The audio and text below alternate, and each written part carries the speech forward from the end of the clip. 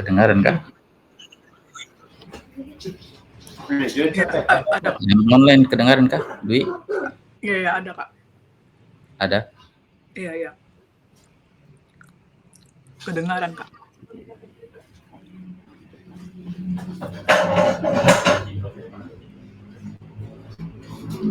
Cara share screen gimana ya? Share screen? Ini Oh, betul. sama kayak mic, tapi beda-beda sih.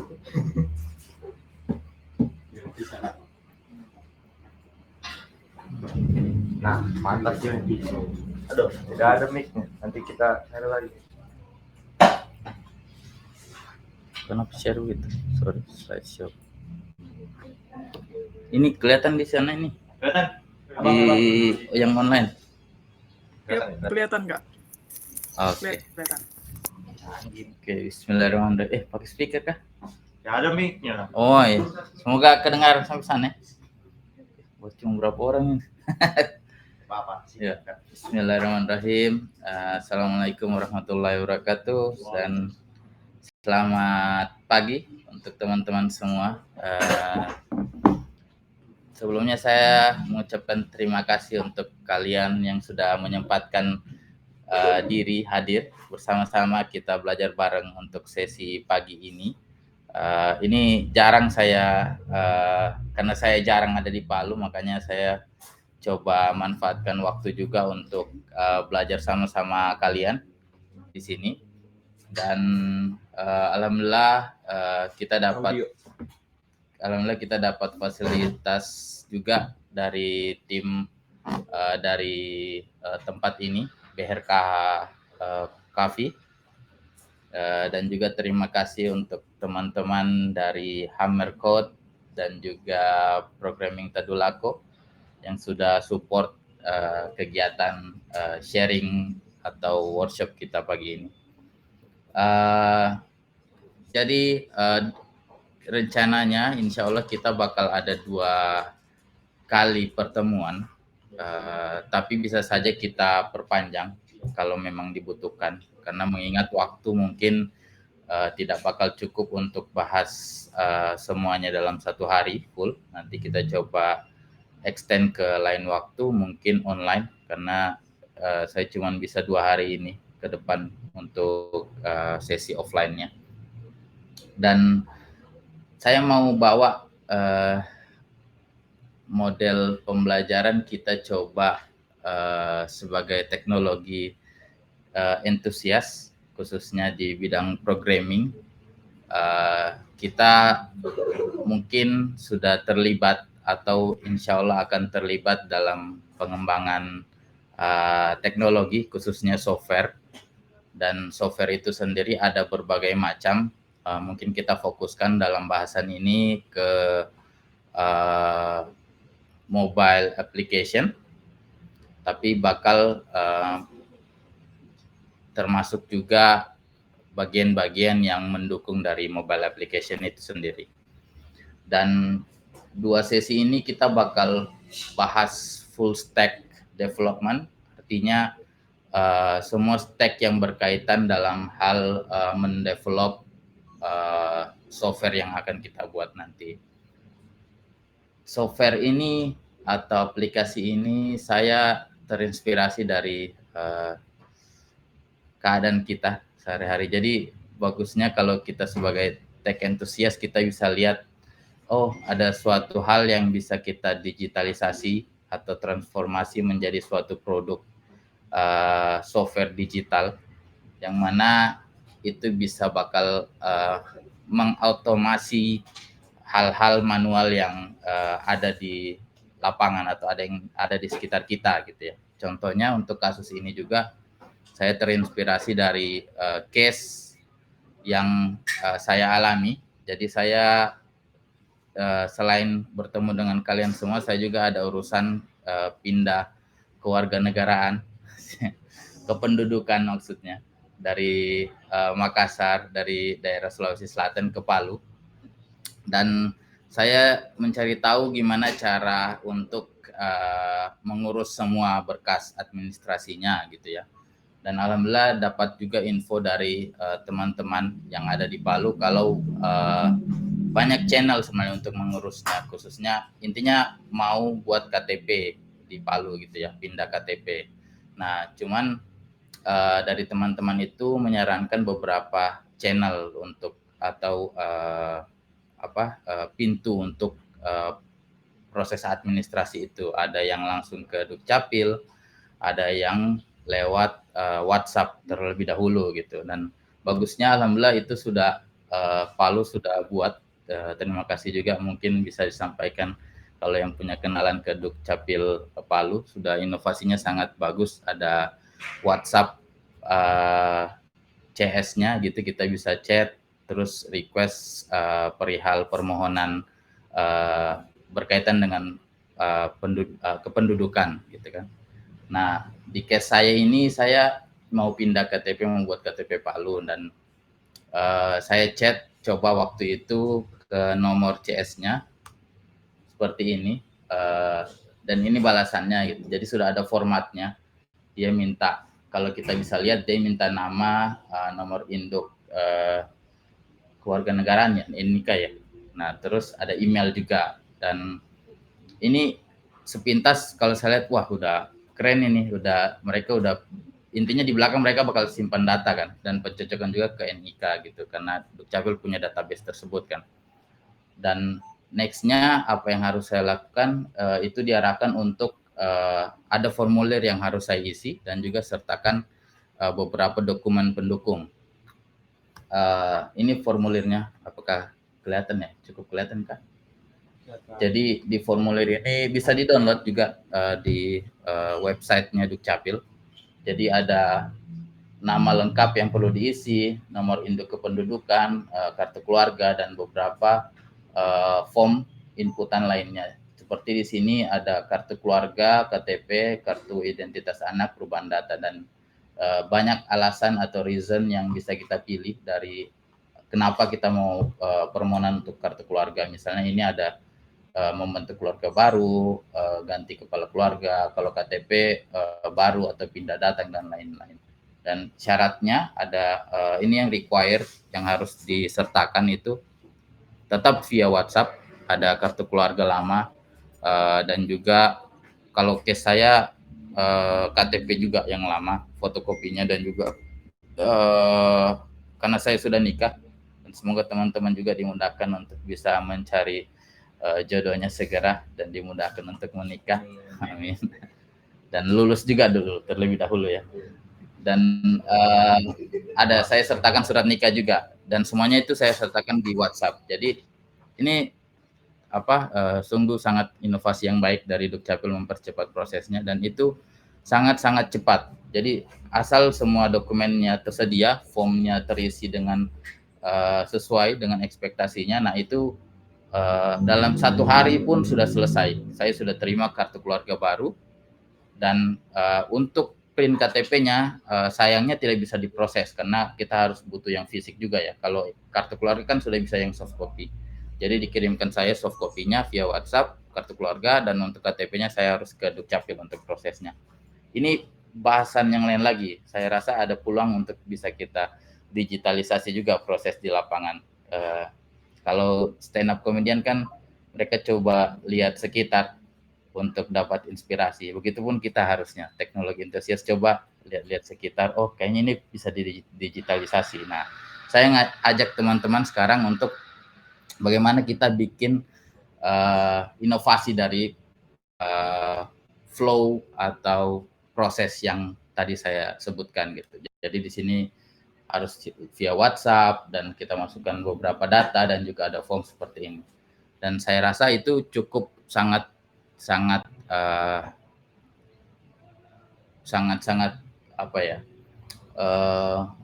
masuk akal atau bisa untuk kita digitalisasi.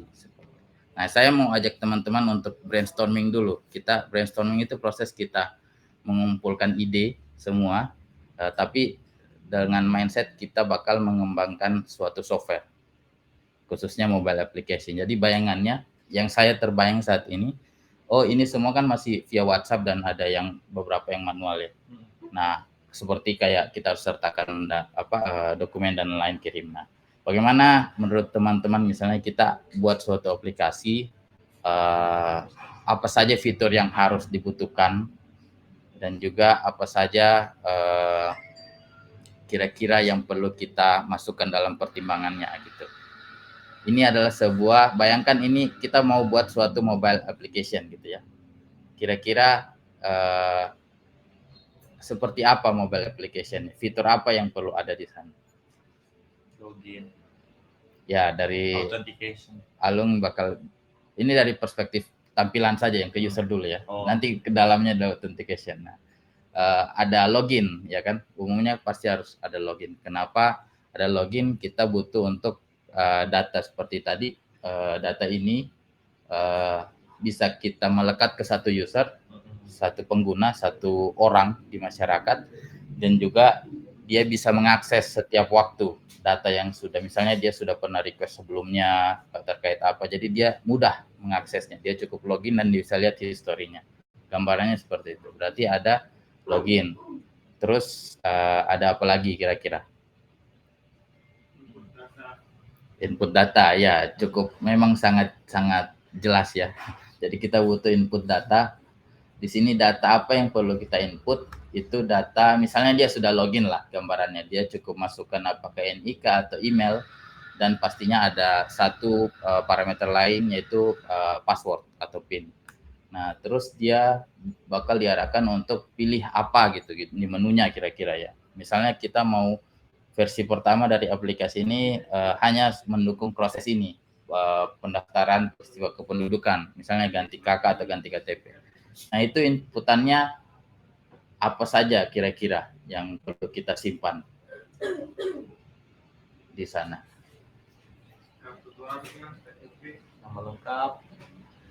Nama lengkap, ya, kartu keluarga, KTP, induk ya, dan beberapa pilihan input seperti ini ya, dan juga ada dokumen sebagai persyaratan, file.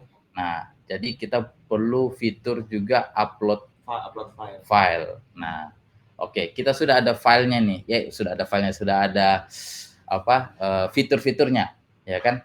Nah, untuk upload fitur, untuk autentikasi, coba kita jabarkan di sisi backend-nya. Saya keluarkan dulu. Nah, kita sudah ada fitur ini login, ya kan? Terus ada, ini kelihatan ya sana, form kurang ini. Ini agak terang kali, kelihatan. Nah, terus form registrasi ya, registrasi permintaan, ya kan? Terus mungkin kita bahas dua ini saja dulu ya, kita coba jabarkan. Nah, di dua ini kira-kira kita butuh apa? Nah, sebagai point of view dari back end, misalnya ini bagusnya sebenarnya ada desain dari aplikasinya, cuman karena tidak ada, coba kita bayangkan saja di kepala. Umumnya kan sudah pada akses di aplikasi yang ada sekarang itu ada loginnya gimana, dan ada inputannya ya, dan juga ada di sini ada data teks. Waalaikumsalam. Data teks dan juga data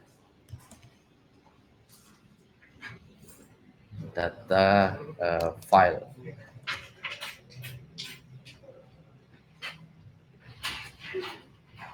Nah, kita ada dua tipe data biasanya kan, ada tipe data yang berupa teks juga, dan juga ada yang berupa data file. Nah, dari pengetahuan ini kira-kira bagaimana seorang back-end developer, ada istilah developer dan ada istilah engineer ya. Kalau developer itu kan yang ngedevelop, umumnya itu kalau gampangnya mensederhanakan pemahamannya itu, developer itu yang cukup berkecimpung di bagian coding. Kalau engineer itu lebih luas, memikirkan suatu solusi untuk permasalahannya, bukan hanya di sisi codingan tapi semua hal yang berkaitan di area backend. Di area backend itu mencakup kayak gimana kita pertimbangan untuk pemilihan teknologi yang bakal kita gunakan, programming bahasa apa, dan juga misalnya servernya di mana, seperti itu. Nah, ini yang bakal kita bahas dari seorang backend people point of view. Nah, kita bakal melihat, oh kita ada fitur login, ada formnya juga ya untuk registrasi tadi, dan di formnya itu ada data teks dan ada data file. Nah, di login kan kita tahu ada yang harus kita amankan gitu ya. Kita terima inputan data dan kita bakal balikan suatu pengaman gitu untuk dia mengakses data-data berikutnya. Nah, kira-kira umum yang bakal kita pengadaan yang bakal kita lakukan adalah pertama kita butuh database ya kan untuk menyimpan tadi data-datanya, inputannya. Database-nya yang umum teman-teman sudah pada tahu yang ada SQL database, ada yang NoSQL database. Nah, kita karena datanya cukup karena kebanyakan datanya ini masih bisa memiliki relasi-relasi yang ada, kita cukup pakai SQL database. Ya, pilihannya ada Postgres, MySQL dan lainnya, dan saya coba pilih yang Postgres. Kenapa tidak MySQL? Bisa saja MySQL, itu terserah dari masing-masing. Cuman masih ada pembahasan lebih detail terkait pro dan cons-nya. Kita belum ke sana nanti. Nah, terus itu kita sudah datanya disimpan di mana, di Postgres. Terus yang berikutnya kita butuh simpan data teks sudah tadi ya, data file. Filenya kita mau taruh di mana nih? Nah, kalau bayangannya kita kan kalau kita manual kita taruh di Google Drive sudah di cloud kan. Nah, bagaimana solusinya aplikasi ini yang bakal men-store data ke Google Drive, semisal Google Drive itu gitu. Nah, solusinya itu kan apa solusi cloud yang menyediakan proses tersebut untuk upload file. Dan saat ini kita punya beberapa opsi, hampir semua kayak hosting itu dia menyediakan juga untuk file storage, misalnya kayak DigitalOcean dan lainnya. Dan yang paling terkenal hampir semua industri memakainya itu ada dua, pastinya ada punya Google, ada punya AWS, ya kan? Yang Google itu ada Google Storage namanya. Kalau si AWS itu ada S3. Nah, mereka ini sama gambarannya, tidak usah susah dipikir bagaimana gambarannya, itu persis seperti yang kalian punya untuk Google Drive. Di Google Drive hampir semuanya pakai kan. Nah, di sana kalian bisa simpan file, ada direktorinya, ada alamatnya di mana semua kan. Nah, cuman bentuknya ini karena dia untuk file storage untuk aplikasi kita, jadi kita bisa punya opsi untuk menyimpan data ke sana, seperti itu. Terus login, di login kita butuh pengamanan. Nah, pengamanannya kita buat seperti apa? Nah, di backend kan kita bisa mikir, oh umumnya kita amankan dengan API key, misalnya usernya login, kita kembalikan API key. API key-nya ini dipegang oleh user itu selama dia aktif di aplikasi dan dia akses ke beberapa fitur-fitur lain yang memang harus disertakan kode pengamanan itu, API key-nya. Cuman API key-nya dalam bentuk apa? Nah, case-nya kita untuk gambarannya ini, aplikasi ini yang khusus saya pribadi, saya aplikasinya bisa diakses beberapa tipe user. Tipe user yang ada itu misalnya kita sendiri, warga, customer ya, sebagai end user. Terus yang kedua itu si adminnya, admin dari orang, misalnya Dukcapil lah yang pegangnya.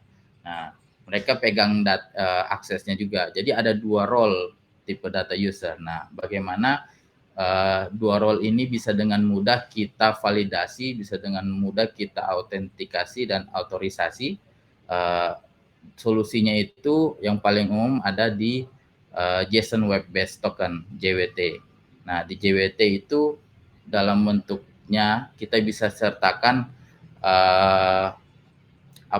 data di dalam satu token itu. Jadi tokennya itu menyimpan data seperti itu, dan data ini bisa kita bawa terus sampai ke proses-proses akses yang ada selanjutnya. Dan oke, sampai di sini ada pertanyaan dari teman-teman? Tidak ada? Dan saya lihat juga sudah ada di share juga kalau kita bakal bahas tentang Redis. Dan Redis itu apa? Umumnya ketika Redis itu bagian solusi yang untuk mendukung performa sebenarnya. Umumnya dipakai untuk cache. Cache itu untuk apa? Cache itu untuk mempercepat performa yang ada saat ini. Jadi kebutuhannya opsional. Kalau memang sudah dirasa lebih masih cepat, ya lanjut pakai, tidak perlu pakai Redis. Tapi kalau butuh performance, banyak cara, dan Redis salah satunya juga untuk cache data. Oke, selanjutnya kita ke, sampai sini ada pertanyaan? Tidak ada. Jadi gambarnya kita bakal bikin backend app untuk mendukung beberapa fitur ini, login, form, dan lain-lain seperti itu. Dan kita bakal pakai bahasa pemrograman Golang. Di sini siapa yang sudah pakai Golang?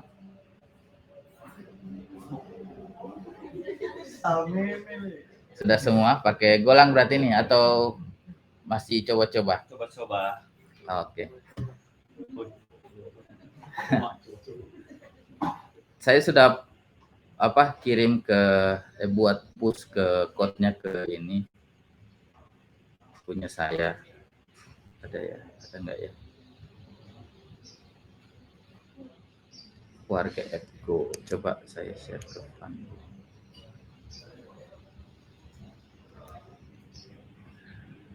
Nah, coba kalian akses, apakah bisa, terus di-clone, nanti coba. Ini kan kita sambil belajar ya. Ekspektasinya kalian bisa run codingannya di lokal, nanti sama-sama kita bahas satu-satu gitu ya di codingannya.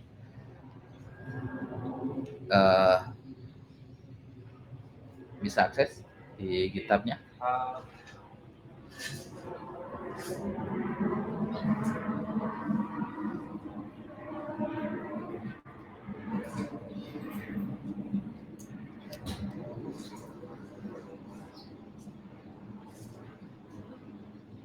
Bisa.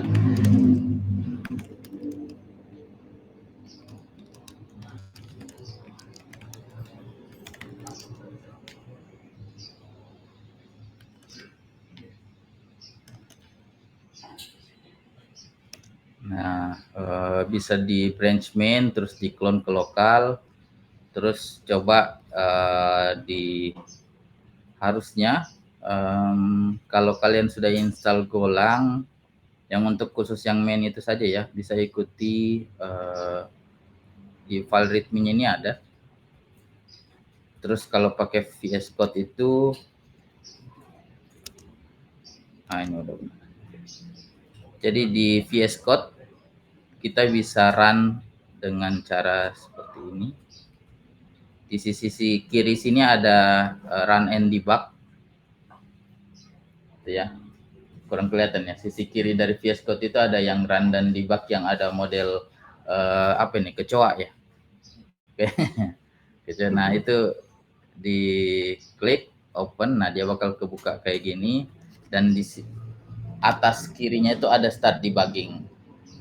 Saya suka pakai yang model cara run seperti ini karena buat lebih mudah kita untuk ngedebug code-nya. Sudah berhasil semua ininya ke clone-nya.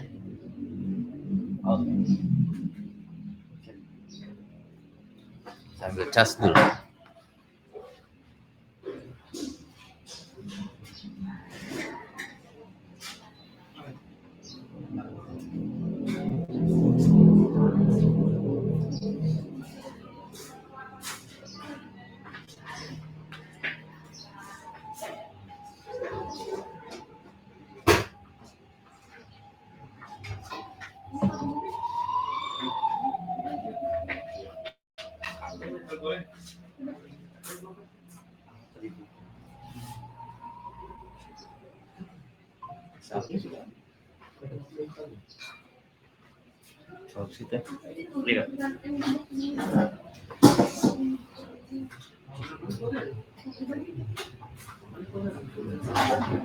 Make config dulu.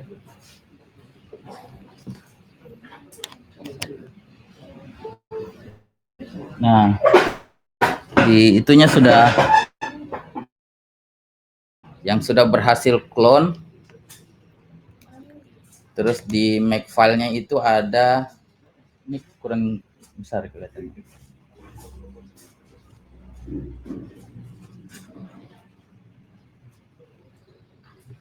Itu ada make config untuk copy config-nya. Oke. Kalau sudah config, ya cukup config saja sih harus. Dan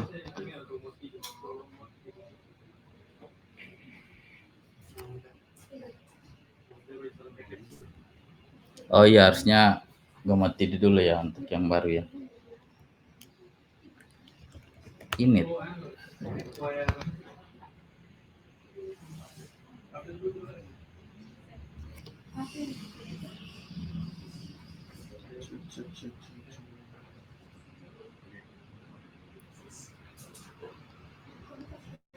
Oh, bisa.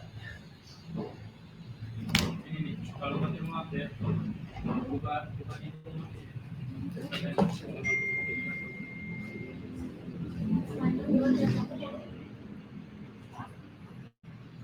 Oke.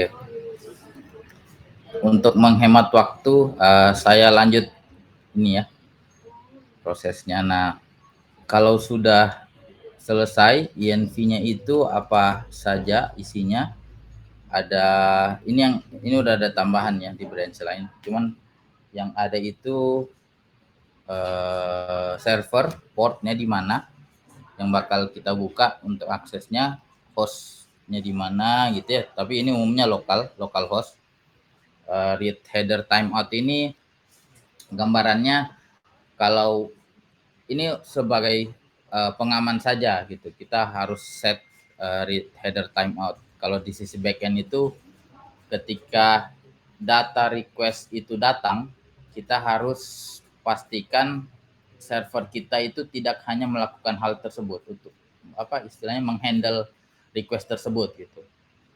Misalnya ada security issue security di mana orang secara ilegal dia nyoba-nyoba untuk masuk dengan cara atau malah merusak servernya dengan cara itu dia masukkan read content atau read header yang cukup besar dan cukup lama untuk diproses makanya kita perlu semacam timeout untuk baca at least setidaknya 10 detik itu kita sudah harus selesai baca dari headernya.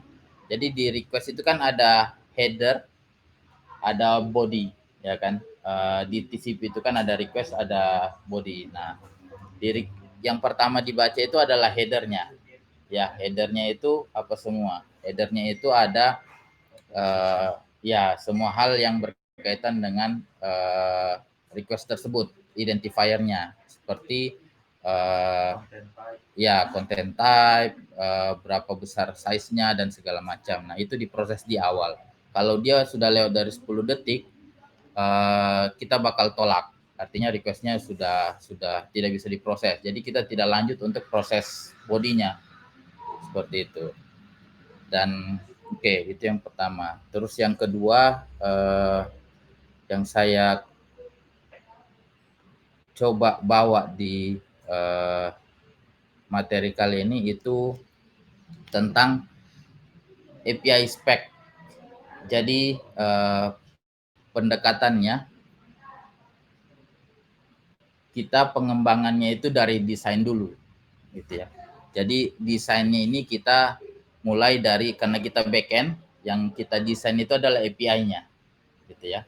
API itu apa? Saya rasa teman-teman mungkin sudah paham juga API itu apa. Jadi suatu interface untuk akses masuk ke server kita gitu, aplikasi kita di backend. Nah, ini API-nya dalam bentuk REST API dan speknya ini dalam format Open API. Nah, ini format yang umum dipakai hampir di semua industri, sudah cukup lama dan masih terus dipakai karena cukup fleksibel untuk proses design first approach. Artinya yang mulainya kita dari desain dulu baru ke implementasinya. Nah, saya harap teman-teman juga sebagai posisinya misalnya backend people, saya bilangnya harapannya coba luangkan waktu di awal untuk desain terlebih dahulu, gitu. Karena itu bisa mempermudah kalian di pengembangan implementasinya gitu. Dan paling awal yang harus kita desain selain database juga adalah tentang API-nya sendiri. API-nya itu rujukannya kemana? API-nya itu rujukannya ke desain dari UI-nya biasanya. Tadi kita tahu login butuh apa, ya kan? Di login itu kita tahu ada request body dan kita bakal terima username dan password gitu ya. Oh ya, saya lupa bilang di VS Code sudah terintegrasi juga. Harusnya kalian bisa install GitHub Copilot. Gratis sudah sekarang. Oh iya. GitHub Copilot. Jadi sudah paling cepat ya. Sudah lebih mudah sekarang belajar coding. Jadi ada yang bantu. Cuman ya harapannya kalian baca-baca ya. Nah, ini bagiannya ini sudah auto generate Copilot.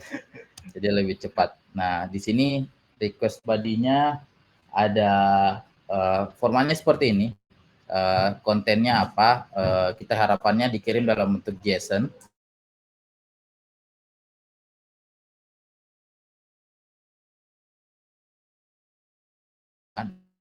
Dan bentuk JSON itu di JSON kan ada type object, ada type array gitu ya, dan ada type lainnya seperti string, boolean, float, integer gitu ya. Dan objek itu yang dibungkus dengan curly bracket yang keriting. Kalau array yang dibungkus dengan yang siku kaku gitu ya. Apa bilangnya? Siku kaku. Ya, kurung siku ya. Nah, terus type-nya objek karena ekspektasi kita terimanya dalam bentuk seperti ini. Username gitu ya. Username misalnya tadi kita mau username-nya apa di case yang ini tadi. Misalnya kita butuh username-nya email saja kayaknya ya. Email misalnya mnur.agustratama@gmail.com, terus ada password. Ini yang umum formatnya. Yang kita harapannya terimanya seperti ini ya, username, password di dalam curly bracket.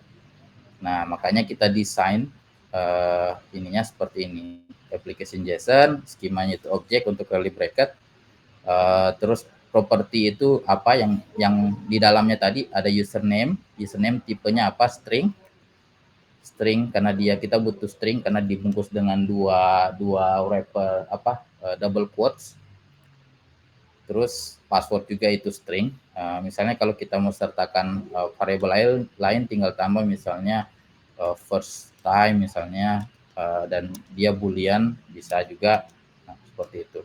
Example untuk apa? Ini ketika di generate di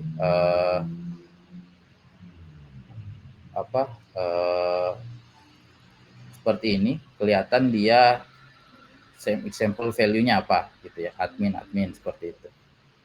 Ini sudah jadi juga dokumentasinya karena integrasi dengan Swagger UI. Saya ada install di extension-nya VS Code.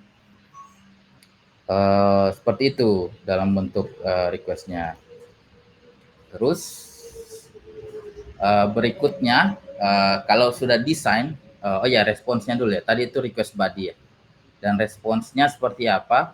Kita harapannya itu pertama status code-nya apa. Jadi kalau di respons HTTP response itu kan kita punya punya data yang kita terima itu ada beberapa data. Yang pertama itu HTTP status code-nya, terus HTTP body-nya sendiri, dan juga ada header-nya. Nah, di sini yang perlu kita define itu pertama ekspektasi kita terimanya status code-nya berapa gitu. Berapa karena dalam bentuk integer ya, bukan string atau apa. Jadi berapa yang kita mau itu 201 itu created, HTTP success created, ini sudah standar. Jadi kalian tidak bisa sembarang taruh juga sebenarnya. Jadi misalnya kalian taruh 700 karena kalian suka angka 7, ya itu tidak bisa untuk ini. Jadi HTTP status code sudah ada standarnya. Kalian tinggal mengikuti, cukup baca Google, itu ada standarnya yang cocok 200 untuk apa, 201 untuk apa, 202, dan yang paling banyak varian itu bagian ketika error 400. Nah, terus description ya sederhana untuk deskripsi responsnya. Nah, di sini ada kontennya kita balikin JSON juga, sama juga skema. Cuman kita pakai reference ke objek yang lain. Caranya seperti ini. Jadi kita kalau dilihat itu ke components, schemas, authorized token ya. Nah, ini di mana di define, tetap di file yang sama. Di sini kita lihat itu kan di components, ada components ini, terus ada schemas, /schemas. Nah, itu /schema yang ini. Terus kita cari saja yang tadi ini authorized token. Nah, authorized token itu ada di sini. Nah, jadi ini cara seperti ini kenapa disarankan untuk kalian bisa menggunakan kembali atau lebih rapi lah, itu pertama. Terus yang kedua, kalian bisa menggunakan kembali skema payload yang sama untuk beberapa case yang sama gitu ya, yang butuh skema yang sama. Nah, authorized token kita balikin apa? Kita balikin dalam bentuk data, di curly bracket data. Nanti ekspektasinya seperti ini, data, terus curly bracket ada token gitu ya. Ini JWT token. Ekspektasi seperti ini, karena itu kita bungkus pakai objek. Data itu adalah objek yang curly bracket, dan juga ada token di sini properties, dan dia string. Sampai di sini ada pertanyaan. Ini kita coba speed up beberapa materi. Tadi sudah ada ini bahasan golangnya. Saya rasa mungkin sambil saja ya kita bahas terkait pemakaian golang.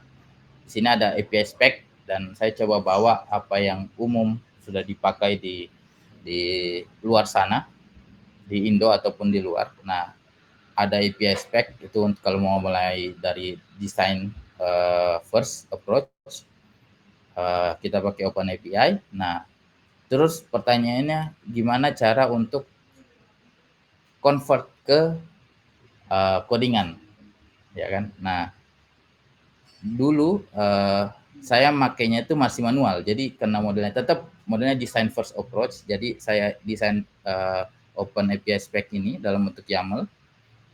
Terus saya buat coding manual lagi seperti itu untuk bagian-bagian codingannya untuk implementasi ini.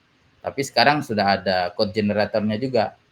Jadi di Golang sudah ada beberapa library yang support untuk generate setidaknya initial code untuk beberapa endpoint yang sudah kita definisikan di sini. Gitu.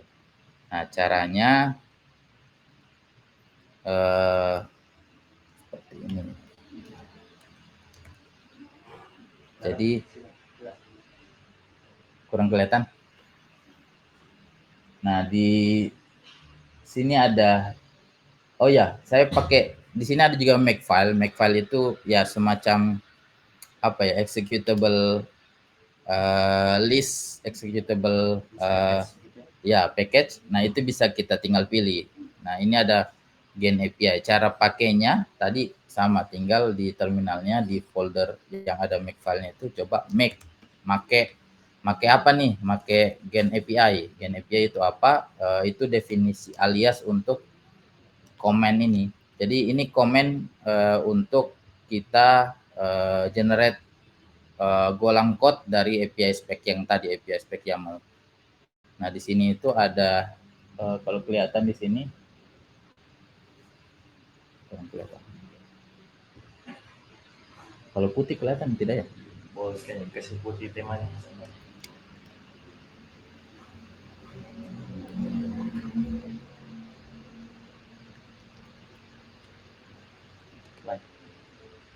Oh, lebih kelihatan ya? Boleh Pak. Abang boleh. Aman. Oke. Nah, di sini API CodeGen ini diinstal dulu, pakai ini install kok. Ini go install juga, dia sudah executable file CodeGen. Terus kita package-nya apa? Package ini digolongkan ada package ya. Terus generate-nya ini cukup diikuti saja. Cuman dilihat sini di belakang ini ada C. C itu router yang bakal kita pakai, router library yang kita bakal pakai di aplikasi ini. Kalau di GetPost gitu. Kayak GetPost. Ya, GetPost. Kan router kan pasti ada GetPost-nya. Cuman ada library yang membungkus itu semua. Kalau umumnya kan ada banyak orang tutorialnya itu ada Gorilla Mux. Kalau di Golang ya, Gorilla Mux atau Gintonic, Ginjonic ya. Terus ada yang Ci juga seperti itu. Nah, nanti saya coba tunjukin. Terus API spec-nya yang mana? V1 YAML, terus di-generate-nya ke file mana? File yang ini. Nah, kalau kita execute make gen API, ini kan tadi gen API ya. Itu cara pakai makefile command-nya, make gen API, execute. Nah, sukses, kebuatlah file ini. Nah, file ini kebuat nih, sudah ada semua di sana. JSON body-nya di sana, yang kita define tadi ya untuk authentication, ada password, username, ya kan? Terus di sini ada server interface. Nah, ini yang nanti bakal kita pakai untuk kita implementasikan nanti di handlernya kita. Ada out, get ping ini bawaan yang tadi ya. Seperti itu. Dan ini ada response, expected response-nya seperti ini. Nah, sampai di sini ada pertanyaan? Kalau tidak ada, kita lanjut. Di sisi API-nya sudah. Terus kita ke sisi struktur. Oke, ini menarik. Banyak pertanyaan gimana cara mendefinisikan struktur dari codingan Golang. Sebenarnya banyak cara. Cuman saya dan kebanyakan orang di luar sana saya lihat, saya perhatikan itu mereka pakai Golang standar. Jadi ini sudah dari komunitas banyak Golang juga pakai ini Golang standar. Jadi ini ada package-nya. Nah, project layout bisa dilihat. Nah, project layout-nya itu seperti yang dibahas di sini. Itu ada enggak tahu kalau HMC pakai ini enggak? Kalian define ininya. Golang standar juga ya.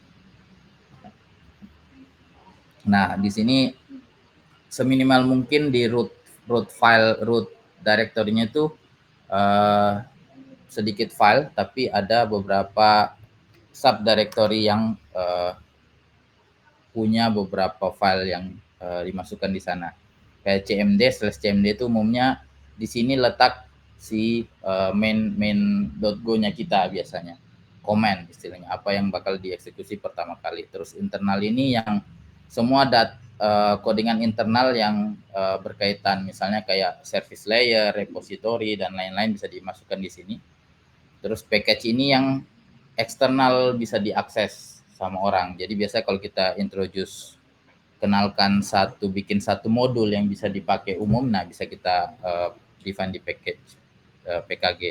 Terus API ini yang tadi buat nyimpen definition spec tadi, ada open API spec yang kita punya tadi. Terus ada tes untuk tes data dan lain-lain. Nah, kalau kita coba implementasikan, nah ada VS Code. Nah ini bawaan, jangan kaget. Jadi VS Code ini auto generated kalau kita tadi pakai ini tadi run with kecoa ini debugnya gitu. Nah, di sini ada launch.js. Nanti saya coba jelaskan juga. Terus di sini kan tadi kalau kita ngikut standar project structure itu ada API, terus ada CMD, terus ada internal, ada package, ada scripts, ada tes. Nah, tes data belum karena saya belum lengkapi. Nah, di sini dari API tadi jelas ya, kita cukup define. Di sini ada V1 version 1. Nah, kalau di API kan best practice-nya kita selalu bawa versioning di endpoint-nya itu, misalnya /v1/v2 itu untuk meminimalisir misalnya ada perubahan code atau API yang bakal merusak sistem yang ada saat ini yang pakai API-nya. Jadi kita bisa terus introduce version yang baru gitu ya. Terus di command-nya di sini ada server. Nah, servernya itu kita bisa lihat ada main.go. Jadi main.go ya minimal mungkin lebih rapi. Jadi bisa yang lain itu bisa tinggal kita lempar ke beberapa subdirectory yang lain. Di sini saya cuman ada yang ini cuman buat nge-get kalau ada interrupt kita matikan servernya. Terus yang ini kita prepare configuration. Config-nya kita cukup pakai dari env file. Terus ada loggernya juga, cuman belum saya prepare, reusable logger. Terus ada prepare app-nya. Nah, app-nya ini yang bakal pegang banyak isiannya di dalamnya. Terus terakhir kita eksekusi start. Nah, seperti ini proses dari seperti ini codingan dari main.go-nya. Cukup sangat minim, hanya kurang dari 50 line. Terus di mana semua itu didefinisikan? Kita coba buka satu-satu. Nah, pertama config. Config seperti yang saya bilang tadi, kita cukup pakai .env dan itu umum yang dipakai. Nah, sampai di level production pun seperti itu. Jadi config-nya kita definisikan di file.env-nya. Ini tadi kan di bagian make file-nya itu ada yang make config. Nah, itu untuk copy file example ke .env karena yang kita lookup, yang kita cari itu kita pakai yang .env ini. Nah, di sini dia dalam bentuk key value. Terus saya rasa teman-teman juga sudah cukup familiar juga dengan ini. Yang perlu saya highlight itu misalnya kalau env ini bisa juga pakai, kalau dia string, untuk lebih eksplisit kita bisa bungkus pakai double quote seperti itu. Nah, didefinisikan sebagai key dan ini value-nya gitu ya. Dan cara kita panggil di Golang itu seperti ini. Jadi ini umum yang kita lakukan. Jadi kita bikin satu struct dari config-nya. Nah, satu struct config ini bakal menyimpan semua config yang bakal kita pakai di aplikasi backend-nya gitu ya. Jadi tidak perlu panggil lagi dari .env-nya tadi. Jadi kita cukup bawa satu objek config ke semua tempat yang bakal butuh config gitu ya. Jadi lebih fleksibel lah dan lebih hemat karena kita cukup bawa satu objek yang sudah kita inisiasi di awal. Nah, sini ada app name dan variabelnya string, ini timeout-nya, variabelnya time duration, dan ada anaknya lagi untuk autentikasi DB dan lain. Nah, caranya kita get ya cukup get env tadi os.get.env. Jadi env-nya ini sudah di-attach di config-nya, di env-nya gitu ya. Gimana caranya? Ini kalau kalian langsung go run, ini tidak bisa karena pasti bisa jalan tapi errornya itu ya ini kayak db_url is not declare ya. Karena kalau kalian mau run seperti ini, kalian harus export dulu. seperti itu. Jadi buat daftarin dulu INV-nya di sistem. Nah, cuman karena kita pakai VS Code, nanti juga kalau ini di deploy ke server, INV-nya cukup diekspor di servernya. Jadi aplikasi ini tinggal manggil dari INV di sistemnya OS-nya. Jadi sudah langsung kebaca. Cuman kalau kita run di lokal pakai VS Code, nah tadi itu kita manfaatkan ini saja, start debugging ini. Nah, di start debugging ini kan itu kalau kelihatan launch Warga App. Oh ya, namanya saya namakan Warga App ya. Warga App.go, Warga App Go. Nah, itu kalian klik yang gear ini. Nah, itu bakal ngebuka satu JSON configuration file. Nah, itu tersimpan juga di sini. Jadi di .vs Code di sisi kiri ini kelihatan. Nah, launch JSON. Nah, ini untuk config run tadi. Di sini ada launch, ini ya abaikan saja, ini pasti sama. Nah, sini programnya dia lookup kemana? Dia lookup ke CMD server tadi, server yang ada main.go. Selalu harus ke server CMD main.go-nya. Terus INV filenya di mana? INV filenya itu kita lookup ke sini, tadi file INV ini gitu ya. Nah, jadi kita tidak perlu ekspor lagi. Jadi sudah di environment-nya si VS Code ini yang bakal nge-setup buat kita. Jadi cuman kita harus run-nya seperti ini jadinya. Oke, sampai di sini ada pertanyaan. Ada dua cara, kita pakai INV file atau pakai INV saja. Terus kita definisikan INV-nya apa di sini. Misalnya port manual kan. Cuman baiknya tidak seperti ini karena launch.json ini biasanya tidak kita bawa sampai ke server. Jadi kita cukup perlu .env saja. Oke. Selanjutnya database. Nah, ini agak banyak ini di satu. Semoga pulang-pulang pusing semua ini. Nanti insya Allah tetap berlangsung, ada juga mentor-mentor yang lain. Nanti kita coba diskusi lepas, nanti bikin di grup saja, saya bisa nimbrung kalau ada pertanyaan. Saya harapannya kalian bisa run, bisa coba, nanti kita pakai source code ini mungkin bisa dipakai untuk base kalian ini, kalau define pembelajaran, buat pembelajarannya seperti apa, karena ini umum, secara strukturnya umum dipakai di luar. Nah, terus migration. Di sini kita taruhnya di scripts DB. Nah, kenapa di scripts? Karena umumnya ini bukan dieksekusi secara manual, tapi ini dieksekusi secara otomatis oleh sistem. Ya, cuman apa yang ada di dalam sini itu sama halnya ketika kita run itu manual, create table, user dan lainnya. Itu ya, ini migration. Nah, kalau seeds itu apa? Seeds itu kalau Indonesia kan benihnya. Nah, benih ini yang bakal kita masuk ke masing-masing table ini gitu. Benihnya artinya semua proses yang memasukkan atau mengupdate data, modifikasi atau menghapus data dari table, isian table itu. Jadi kalau migration itu hanya cukup table definition atau yang berkaitan lah dengan tablenya. Kalau yang seeds ini yang memasukkan atau memodifikasi isian dari tablenya. Gitu. Nah, contohnya kayak yang ini kita tablenya tadi ini create users. Nah, ini dari gambarannya tadi kita login butuh apa? Umumnya satu user itu punya ID, ya kan? ID yang dipakai secara internal dan dibawa ke beberapa table lain.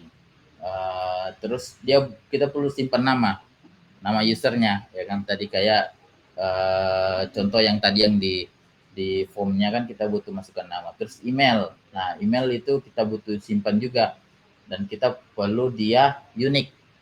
Nah, biasanya kalau kalian coba definisi table itu bukan hanya variabelnya apa, variable type-nya apa dan size-nya berapa, tapi kalian juga perlu pikirin dia unik atau tidak. Ini untuk memudahkan kalian. Kenapa ini didefinisikan di sisi database? Karena itu lebih sulit kalian penjagaannya di layer aplikasi di codingan daripada di database. Database ini sudah ada bawaan, kalian tinggal define ini ekspektasi kalian. Kalau email itu selalu unik. Unik artinya misalnya ada user A, user B, user C itu tidak boleh memiliki email yang sama.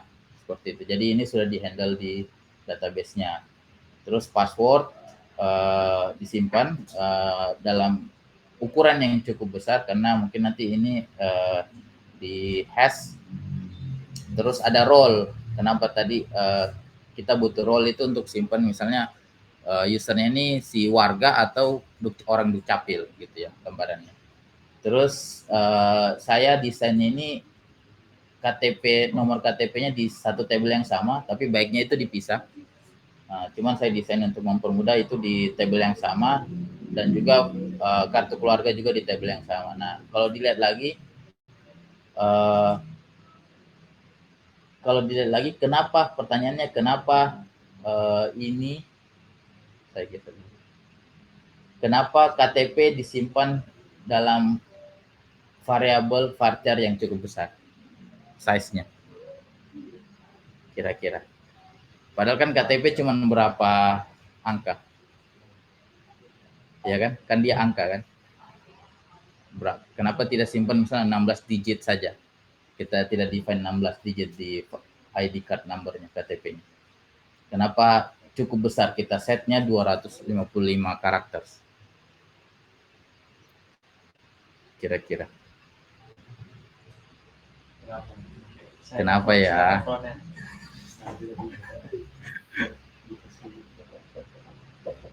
Karena ini salah satu yang sangat-sangat disayangkan sebenarnya di Indonesia. Penyimpanan data itu khususnya data personal identification PI yang termasuk itu nomor KTP, nama ibu kandung, tanggal lahir. Nah, semua data yang bisa kalian dapatkan dan bisa dimanfaatkan secara ilegal oleh orang tertentu untuk mengakses data kalian yang lebih besar. Nah, kenapa di sini 255? Karena ekspektasi kita ID card ini kita encrypt. Jadi bukan value-nya dalam bentuk plain, bukan 727101 dan sampai yang cuma 16 digit, tapi harus kita encrypt. Kenapa harus? Karena dia teridentifikasi sebagai salah satu data personal identification. Kalau 16 langsung ditawa, itu nih gitu ya. Ya, kalau 16 jadi kalaupun bocor, jadi anggapannya kalaupun bocor yang banyak, hampir semua data kita sudah bocor yang punya di BSI, BRI ya kan? Itu. Ada yang sering ditelepon pinjol atau uang cepat. Oh, pernah. Nah, itu pasti datanya itu sudah terjual beli bebas di luar sana. Nah, cuman caranya kita sebagai software developer, sebagai engineer kita harus pikirkan juga dari sisi security-nya. Orang backend pikir security, orang frontend pun pikir security. Bagaimana mengamankan sistemnya gitu. Jadi bukan sekedar buat saja. Awalnya mungkin kita coba buat saja, cuma nanti beralih ke semakin ke sini kita bakal paham security itu penting. Nah, di sini kita simpannya dalam bentuk encrypted ekspektasinya, terus juga nomor kartu keluarga juga encrypted seperti itu. Ini PG Crypto. Ini extension, jadi Postgres itu punya beberapa extension. Bagusnya kalau Postgres kita tinggal tambahin extensionnya, kita tinggal bisa pakai function dari extension itu.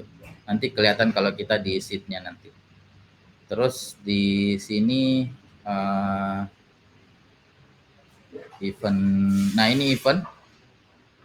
Yang jelas ya sini. Ya. Events-nya ini saya strukturnya dalam bentuk 3 table.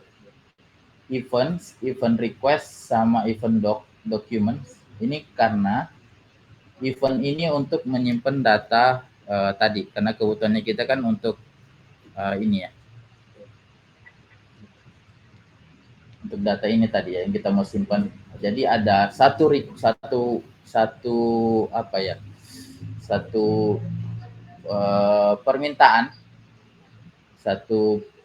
permintaan untuk beberapa eh, permintaan lain gitu di dalamnya gitu.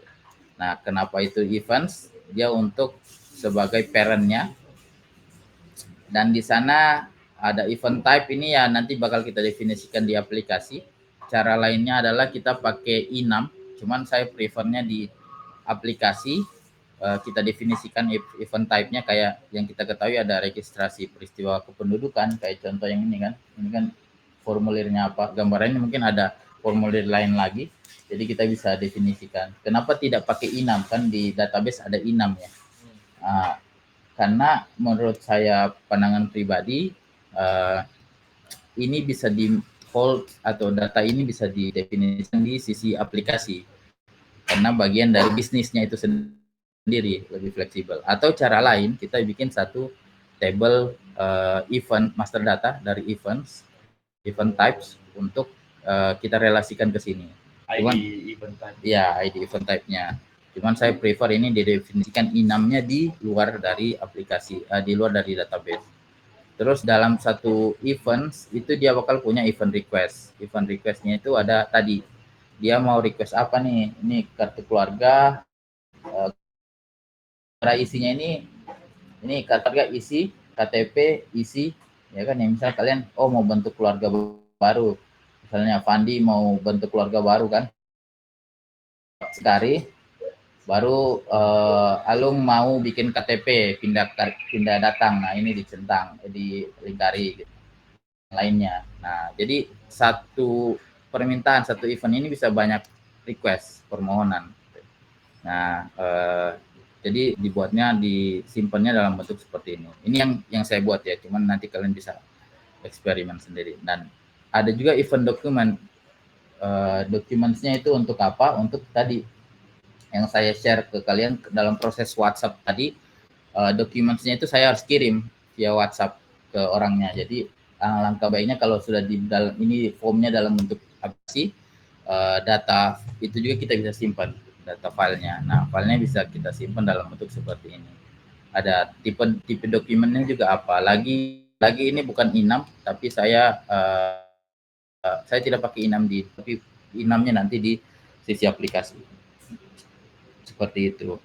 Document name, document URL, URL-nya juga secara best practice itu jangan disimpan dalam bentuk full URL. Kalian simpan https s3 misalnya ya s3.aws.cloud. Ini lokasi directory file a.png ya. Dalam bentuk full seperti ini. Banyak disimpan hanya path-nya saja. Disimpannya itu hanya seperti ini path-nya. Kenapa? Karena itu buat lebih fleksibel ketika kita migrasi file ke file storage yang lain gitu, yang punya alamat URL yang lain gitu. Jadi kita cukup pindahkan filenya, tidak perlu khawatir dengan data yang tersimpan gitu, karena data tersimpan cuman path-nya. Nanti di sisi aplikasi ketika kita akses, kita tinggal append URL-nya seperti itu. Sheet-nya, nah ini sheet kan yang masukkan data ya. Nah sheet-nya ini seperti ini gambarannya, cukup saya tidak buat registrasi user, saya langsung sertakan satu user untuk mempercepat. Cuman kayaknya waktu sudah sedikit lewat ya, nanti kita bisa lanjutkan. Nah, di sini kita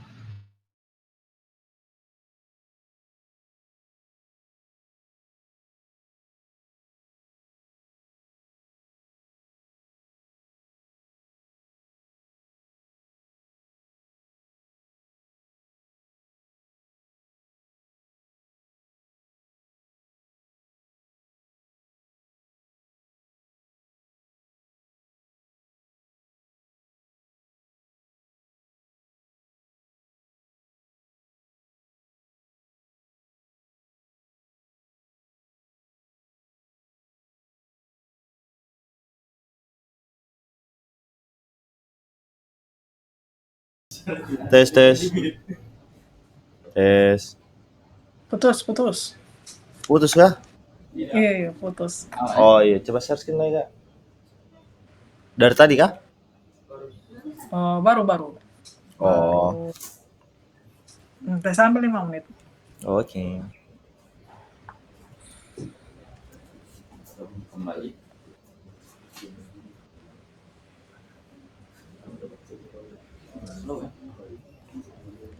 Wih, Ada Fandi, anjir. Kak Fandiko, boy. Sama ada Nisa.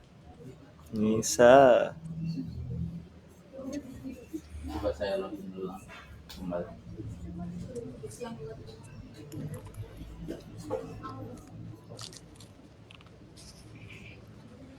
Buat kelas kolam dulu, Alun. Hai, saya baru belajar slice, belajar function Jitsinya langsung ya. di Ini hammer code.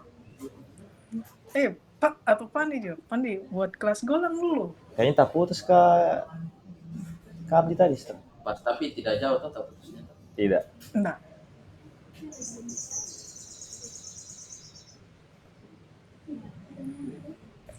Masih tak record.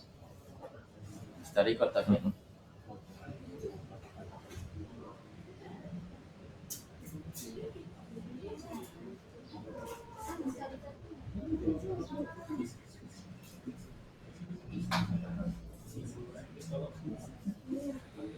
Kenapa itu?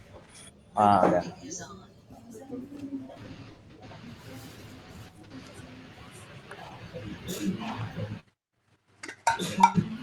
Nah, kita coba password 12. Total search-nya Sudah? belum. Oh, sudah. Sudah? Oke. Ini tadi kita pakai backtip untuk standarnya lah, untuk kita simpan datanya. Password. Terus role-nya tadi apa? Admin. Nah, ini tadi yang saya bilang, kita encrypt datanya pakai function dari bawaan extension-nya si Postgres tadi yang pakai crypto. Nanti pas kita tampilkan juga di sistem, kita juga pakai function yang sama untuk decrypt. Dan kita butuh key yang sama nantinya. Ini key-nya, ini data aslinya, ini key-nya. Dia bakal menyimpan datanya dalam bentuk seperti ini.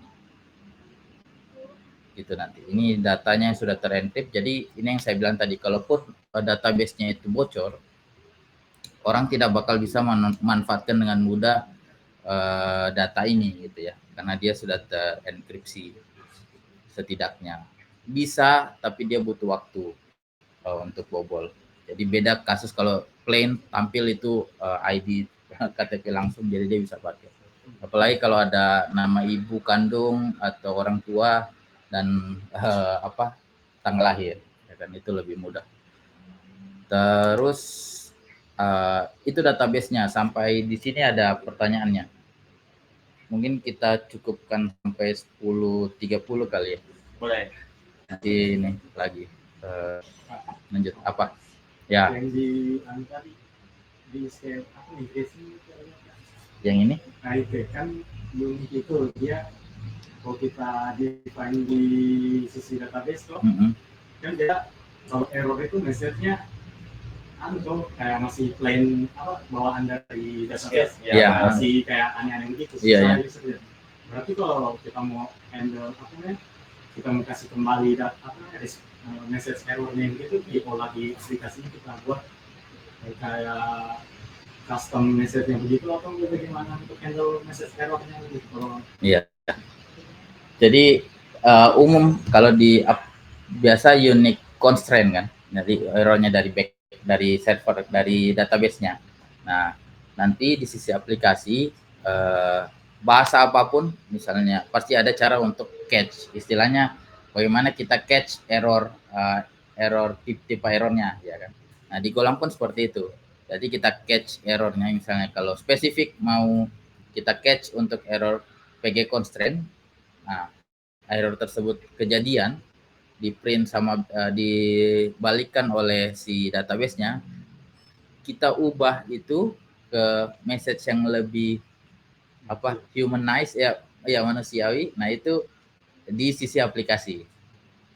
Dan itu diubah di layer bisa di banyak layer sebenarnya kan. Kalau kita yang di codingan ini, kalau dilihat di internal, kita ada layer API atau controller, ada layer service, ada layer repo.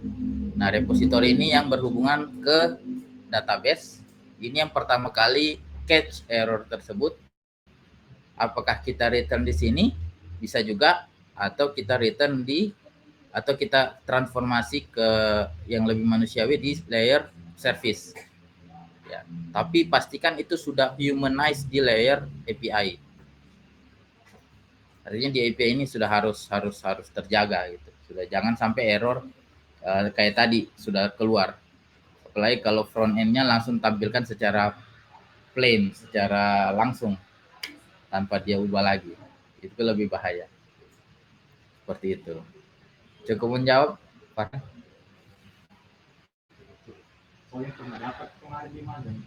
Oh gitu.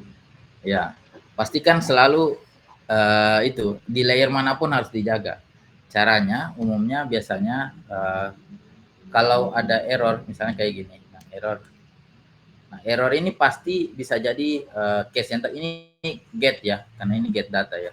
Cuma bisa saja errornya itu karena saat kejadiannya dia request data, masukkan data ya kan, constraint karena unique tadi ya, yang ketika sudah ada datanya kita masukkan email yang sama.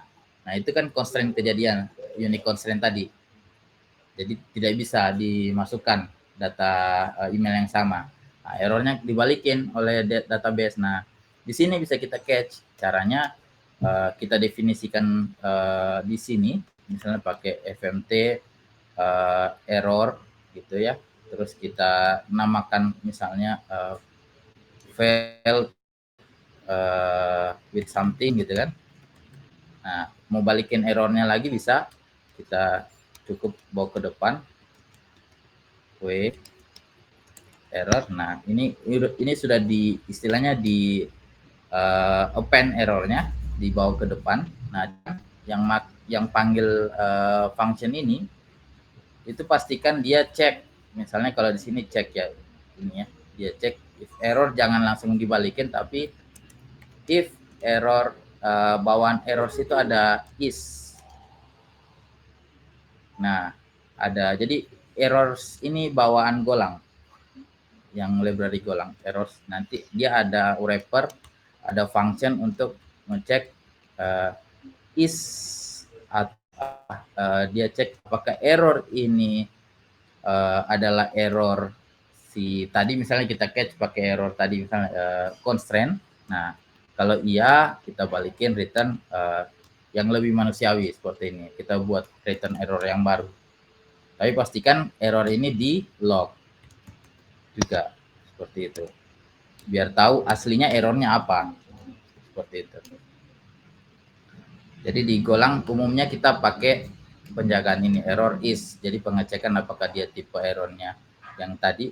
Makanya biasa dibuat error class lagi. Nah, kalau kalian lihat di codingannya, itu ada di sini juga di internal, terus error. Nah, kita definisikan API satu struct yang menjadi satu definisi dari error yang ada di dalam API kita, app-nya kita. Jadi tinggal dicek apakah dia error API is the error, API error. Nah, kalau iya berarti langsung return sesuatu gitu yang kita harap. Seperti itu. Terus tadi kita sudah di bagian database. Ada pertanyaan lagi terkait database? Aman? Oke. Kalau sudah aman, kita coba komen dulu. Pastikan dia jalan.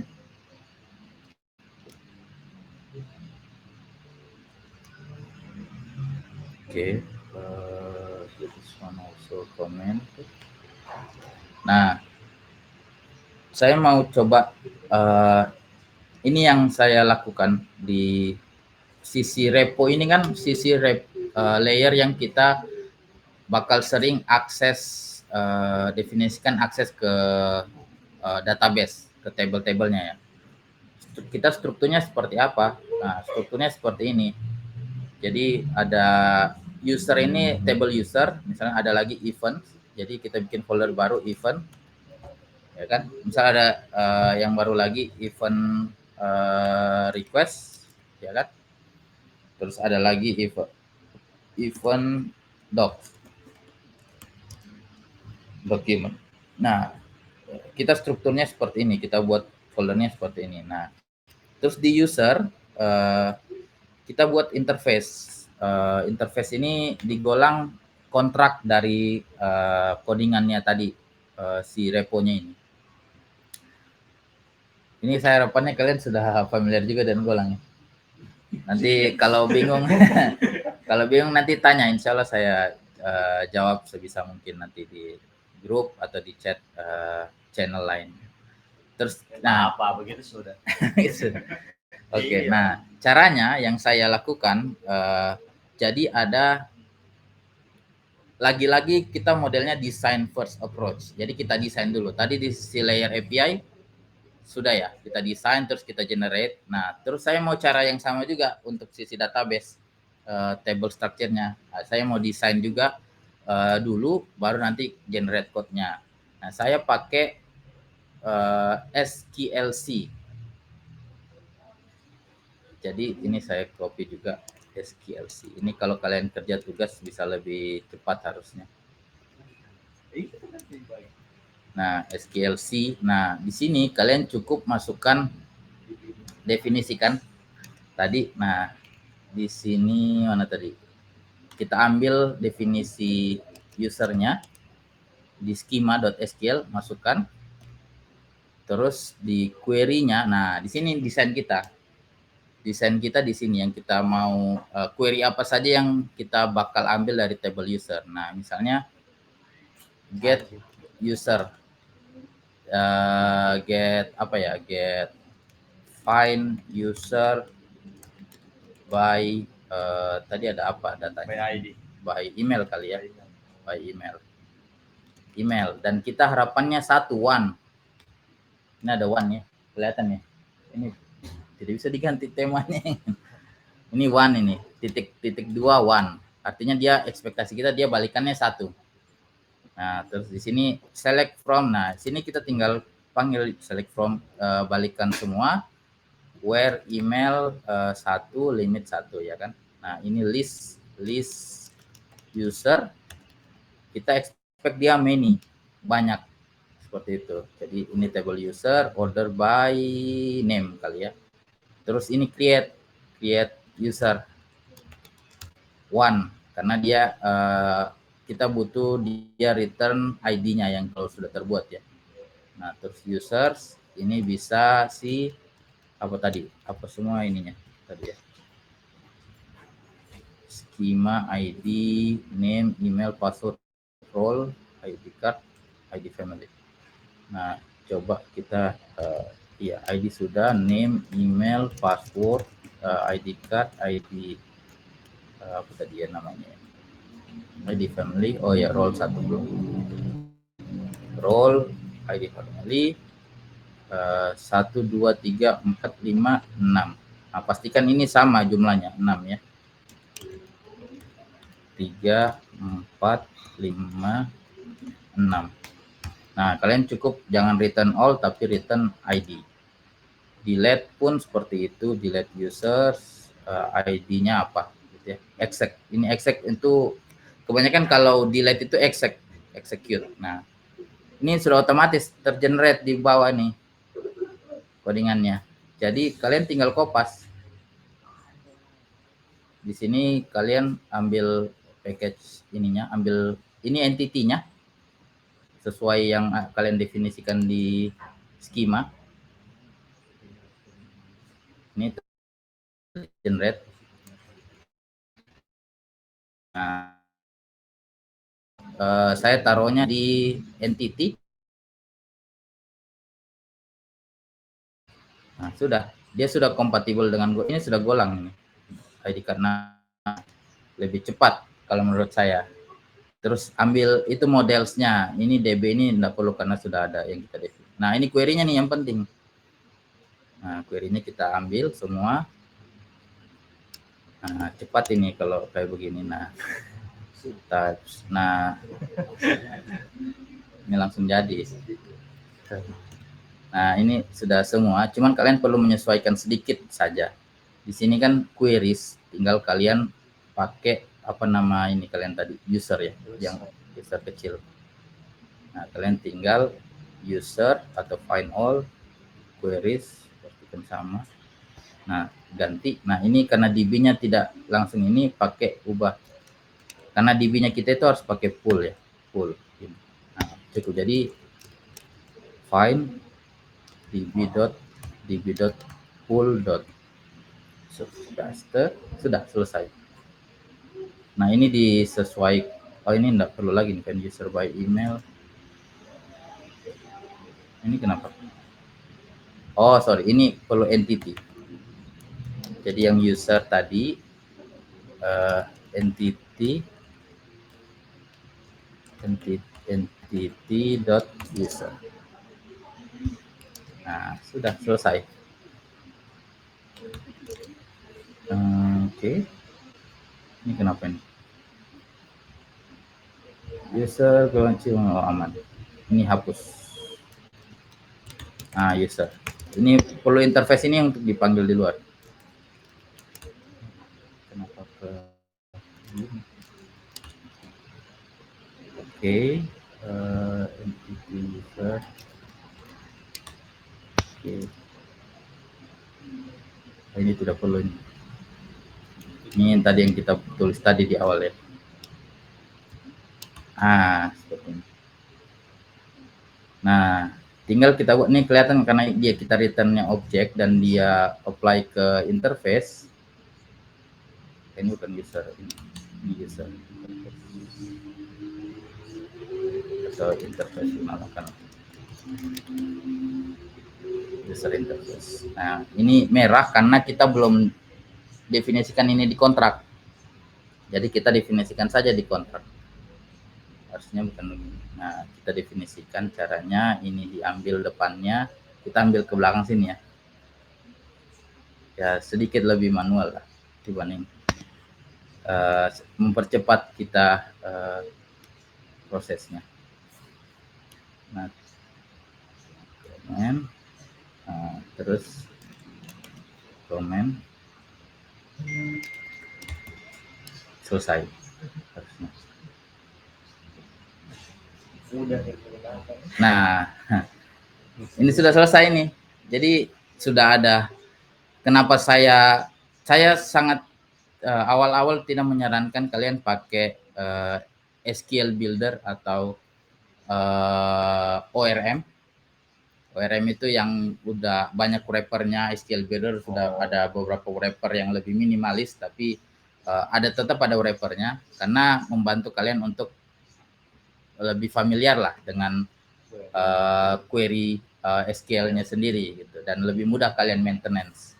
Jadi kalian sudah ada tadi query-nya jelas, insert query seperti apa. Ini dipanggil di sini query row karena dia hanya butuh return satu data. Kalau query saja tanpa row itu dia balikan data banyak, many.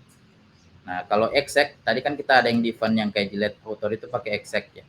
Nah, sini dia langsung tahu dibuatnya pakai exec context dan selalu bawa konteks.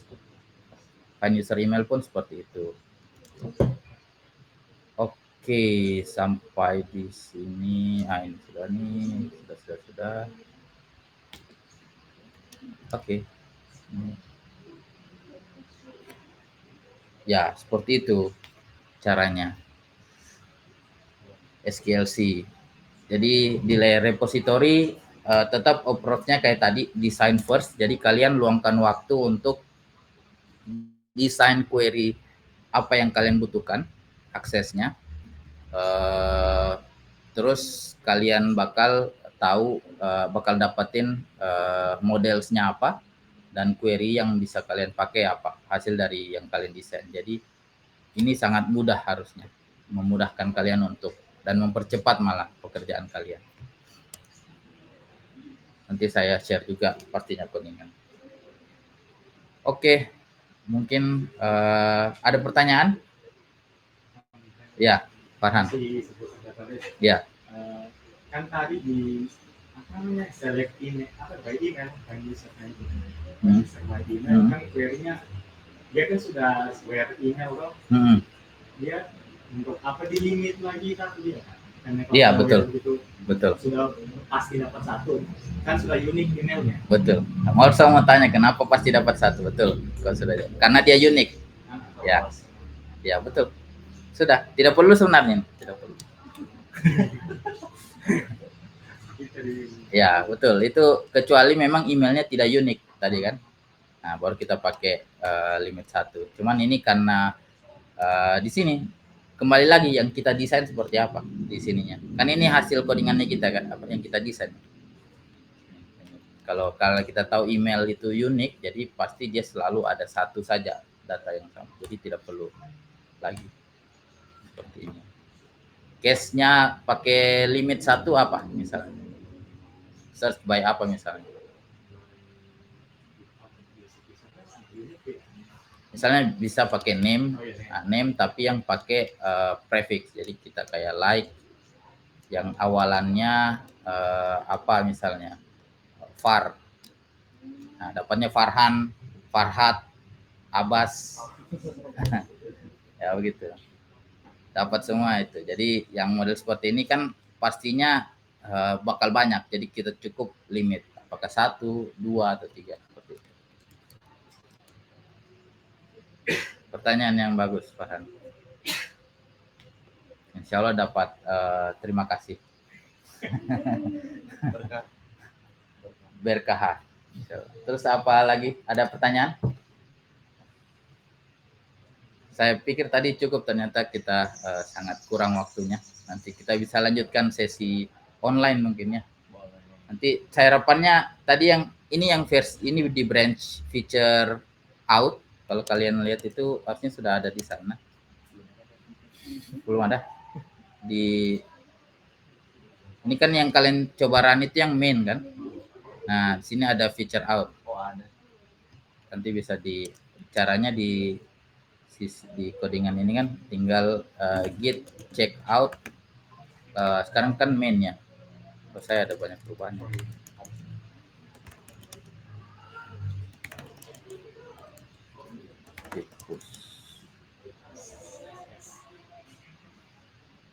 Nah, git check out main, git check out main. Nah, kalian tinggal tadi kalau sudah git fetch, coba git fetch. Setelah kalian fetch, dapat branch yang baru di push. Salah satunya tadi yang feature out. Kalian tinggal git check out feature out gitu. Nah, dapat feature out. Nah, kalian tinggal di sini juga ada database-nya kalian cukup di sini. Saya minta install Docker kemarin ya. Nah, karena kita banyakkan pakai Docker, jadi kalian tinggal bisa install. Nah, ini cara run-nya kalian cukup pakai Mac Infra App. Jadi Mac Infra App.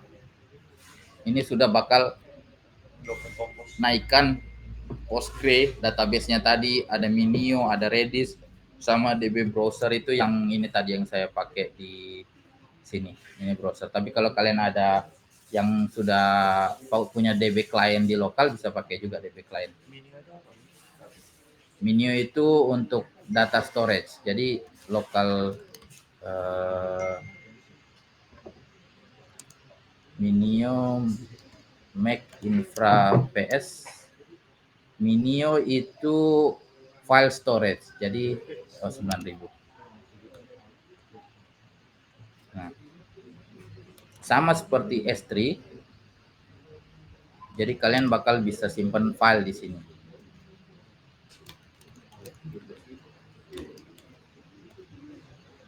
Nah, dia ada bucket ada access key. Nanti di dalam sini kalian perlu buat bucket dulu, misalnya bucketnya misalnya Gratis. gratis.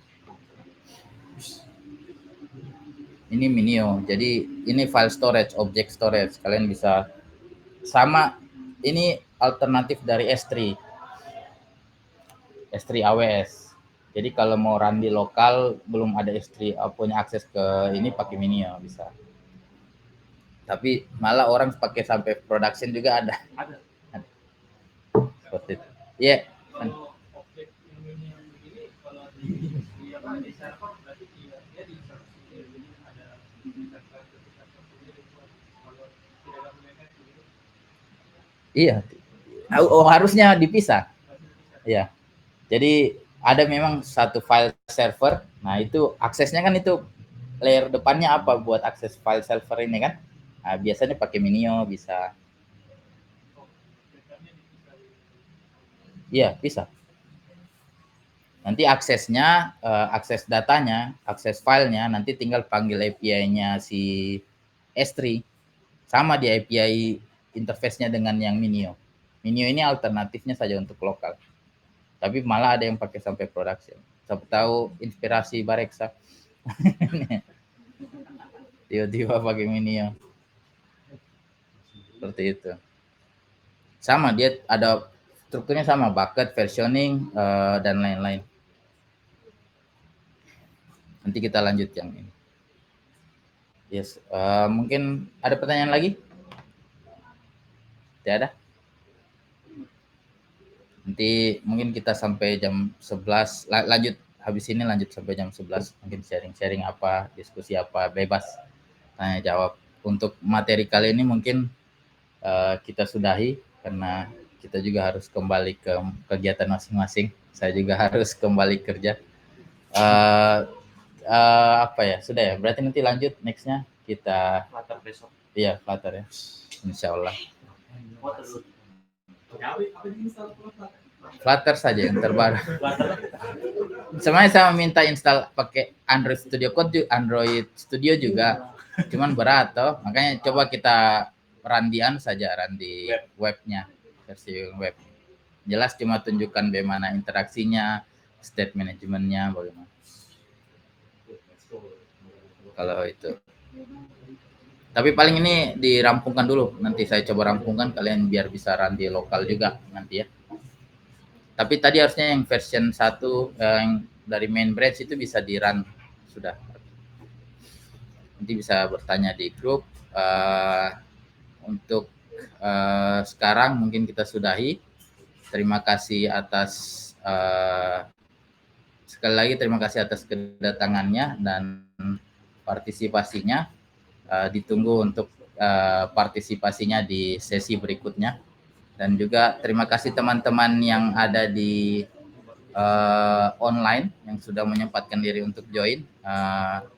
Semoga dimudahkan semua urusannya untuk kita semua. Febriandi ingin berbicara. Kenapa, Feb? Mau bertanya, Feb? Mungkin nanti bisa kita lanjut via